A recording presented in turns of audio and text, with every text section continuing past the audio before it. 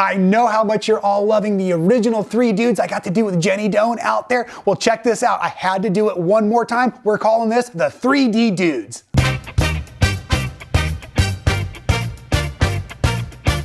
Check out this base unit. I know it looks really complicated, but it is so easy. You're gonna have a bunch of these fall right into the quilt, like you see up in here, right? But I'm gonna walk you all through this, and this is a very simple strip piecing style project. Now, before we get too carried away, I want you to go down into the description below. In that link over to the landing page, we have the free printable. And on your free printable, not only are we going to show you how to lay out your strips in the color order, but we also have the layout of the actual quilt you see behind me. And that'll help you put it together because we've got a couple of fun tricks we'll be playing with today. So, like I said, we're gonna do this all as strip piecing. So Robert Kaufman fabrics, I've got 2.5-inch wide pre-cut strips, and this is a batik family, and I love doing these quilts with batiks and solids for the extra contrast, the extra impact that brings visually. So this is the lava flow colorway, reds to yellows, love it. Look how great it is back there. And then the white and black, those are 1.5-inch little skinny strips, and I buy those pre-cut too because I want to make the quilt. I don't want to make the chores of doing all the strips. So really easy to do. Now, when I had my first batik pack here like this, I literally just unpacked it right off of the pre-cut roll, and I started to divide it up into color families. Let me show you what I did. I've got 4 colors that I created. Watch out, here we go. So I've got 4 different colorways I created. Starting from the top down, I've used 3 of the reds, and let me back up a little bit. I get so excited about teaching all of you this. Of course, the caffeine kicks in. What we really have is 3, and we're gonna call these of our print or our colored strips for the rest of the video.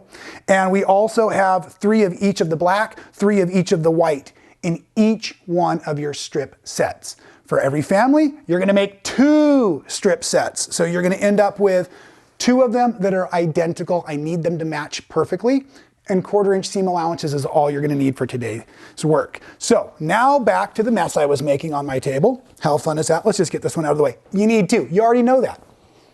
So I've got a red family, all of the reds, and in the projects, I always have my darkest of the 3 different prints or colors in the center. The darkest is in the center, and then the lightest of the 3 is over here, touching on the white side. So as I go through these, I want you to look at that as well.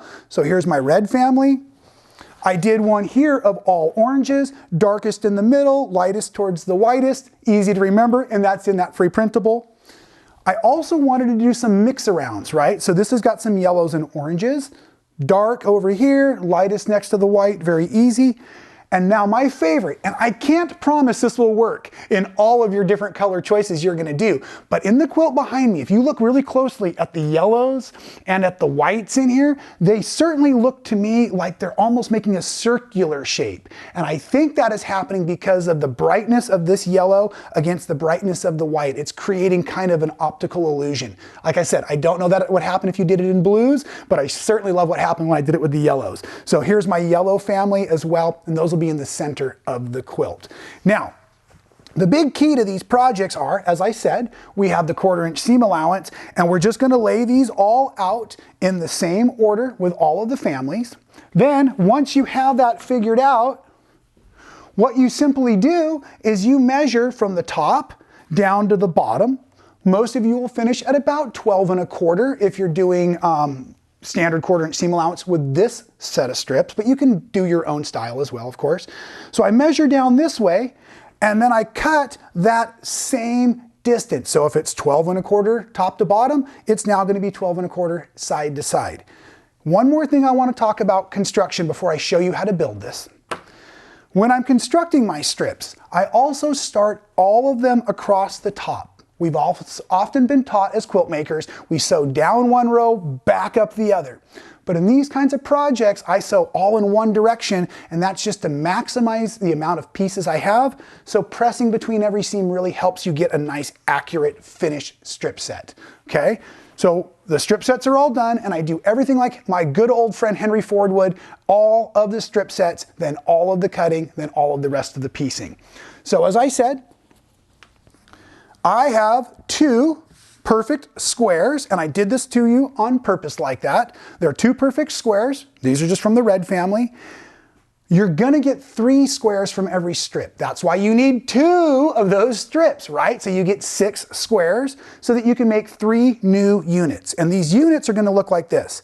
I've got all of these strips running horizontally. The next ones are gonna come in here just like this vertically, and they're gonna lay right down on top, just like this.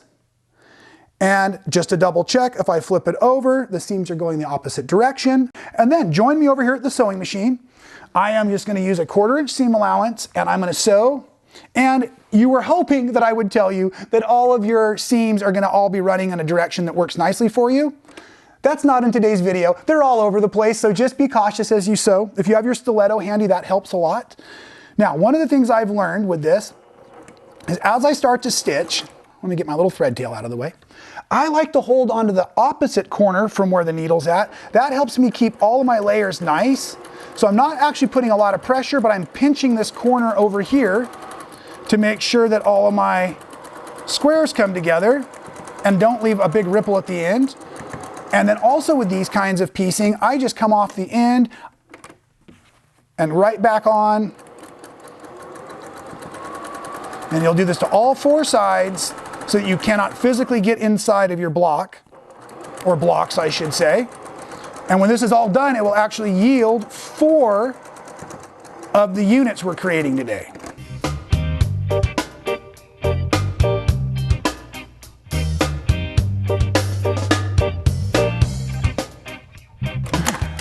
Okay, now that we went around all 4 sides, right? All of our 1/4 inch seam allowances. The next trick we're gonna do is we're gonna go ahead and we're gonna lay our ruler across the corners, but I'm really most concerned about where the threads cross themselves. In case I got a little wonky on one of the corners, I wanna cut both diagonals, so I'm gonna lay it like this. I'm gonna cut it here 1 time. I'm not gonna move the fabrics at all. I'm gonna lift the ruler. I'm gonna lay it back down here right where those threads cross again. I'm gonna cut it a 2nd time. It's the same old wonderful Jenny Don't half square triangle trick, right? We all love, because when we're done, it looks like this, okay? That's what you're looking at after those wonderful diagonal cuts. But when you open it up, the magic happens and you have 4 of those units already. Isn't that wonderful? Now, I like to go to this phase and then I come over and I press them all nice and flat so they're easy to work with. Once you have all of your units created, I'm going to ask you to take a moment and stack them up 2 by 2. So you notice right here where I've got these 2 orange strips and the darker maroon strips out there. So these are a match, and you're going to get 2 of each match out of every block set. So you see I've got my reds and oranges, we'll call it for easy communication today. So these 4 units came off of that 1 block set, so I'm going to stack them like for the arc 2 by 2. I think a lot of the magic in this quilt is truly in the layout. So make sure you go down into that description below and print out your free printable so you can follow along. Let me show you how this is going to work a little bit better. Now, in the layout description, we've lettered the different color families. So A are the dark reds, and we're going to start with those blocks. We'll move into the Bs and we'll move into the Cs. Now, I did mention you're going to have 12 of these individual units from each of your color families, and you'll have 2 pairs basically, right? So when we deal with the A's, looking at your printable, you'll notice we're using odd numbers. So I've got 3 of them, 1, 2, 3 in each of the 4 corners. There's one more little trick, so please focus on this. I've used 1 red and 2 oranges. You know what I mean. I'm just kind of calling colors, right? But then across the quilt here, I've used 1 orange and 2 reds because I'm dealing with opposite numbers. And then I also get a really cool checkerboarding effect this way. But the entire quilt works in a crisscross visually. Therefore, what I've done in this corner, I've also done in this bottom corner on the opposite side. So this will have the 2 reds and the 1 orange down there.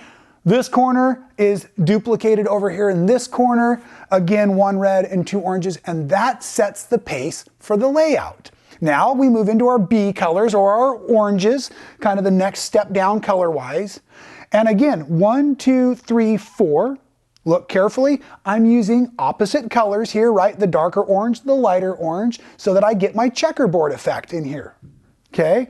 1, 2, 3, 4, as I said, on both of the sides, because it's not a square quilt, it's a rectangle. That used up 8 of them, but then at the top I have 1 and 2, still opposites, and there's 3 and 4 found down there in the bottom corner, so that consumed all of our B blocks, right?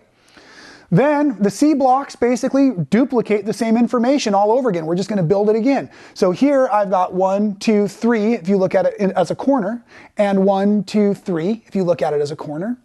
And then these are opposite. So 2 of the lighter yellows and the darker yellow, and the opposite effect. And again, these match and these match, crisscrossing our colorway.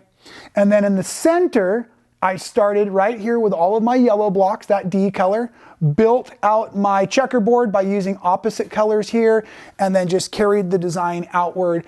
And I was able to get a really, really fun effect, which offered the checkerboard around the borders, but then also kind of the attic window pane here on the inside, giving this quilt its awesome new name of the 3D Dudes out there. And I hope you love this layout. So that's right, if you've already constructed your first 3 Dudes quilt, the one I did with Jenny Doan way back when, just a reminder, different amount of strips, constructed differently, but it's the exact same concept. And I absolutely love to take quilts that I'm really excited about and you're all really excited about and learn to rework them and play more with color, because I'm learning something new every time I rebuild a quilt myself. So whether it's the original or the new 3D Dudes, get yourselves covered in thread, and we will see you next time here at Man Sewing.